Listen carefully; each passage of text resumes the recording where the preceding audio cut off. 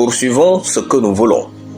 Shalom, bien-aimés dans le Seigneur, notre méditation du jour s'intitule « Poursuivons ce que nous voulons ». Nous tirons notre texte dans 2 Rois chapitre 2, le verset 15 qui nous dit ceci.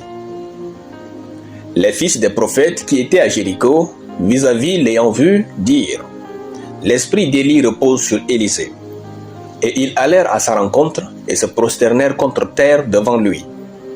Gloire à Dieu. Trouvez normal que certaines personnes nous comprennent tardivement est le secret d'un progrès sans relâche. Lorsque nous acceptons que nous ne sommes pas obligés d'être victimes de l'ignorance des autres, alors nous devenons capables de devenir qui Dieu veut que nous soyons et d'obtenir ce qu'il y a de meilleur pour nous. D'après notre passage, les fils des prophètes ont constamment remis en question la quête d'Élisée et ne semblaient saisir la signification de ses actions qu'après qu'Élie ait été enlevé.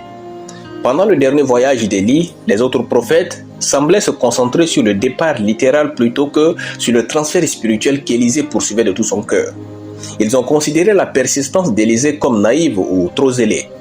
Ce n'est que lorsqu'Élisée est revenu, a fendu le Jourdain avec le manteau d'Élie, puis accompli des miracles que leur compréhension s'est solidifiée.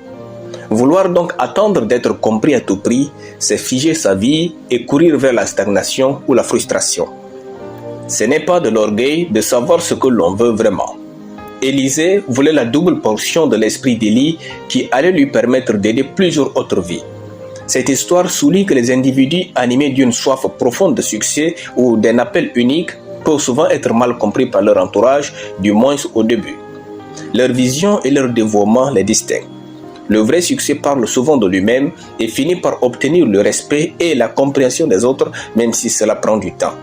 Notre rôle ne consiste pas à combattre ceux qui ne nous comprennent pas, mais celui d'avancer, d'aimer et de briller.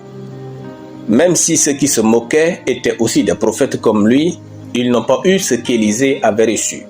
Ceux qui nous ressemblent ne veulent pas forcément la même vie que nous. Nous pouvons avoir les mêmes titres et fonctions, mais pas le même désir. Ne laissons pas la vie des autres définir ce que nous voulons. Poursuivons ce que nous voulons et faisons de telle sorte que notre satisfaction soit totale en Dieu. Alléluia. Prions. Je marche dans une obéissance consciente, prompte à l'égard de Dieu et poursuis ma destinée au nom de Jésus. Amen. La lecture biblique en une année, Josué chapitre 9 à Josué chapitre 15. Soyez bénis, c'était le pain du ciel.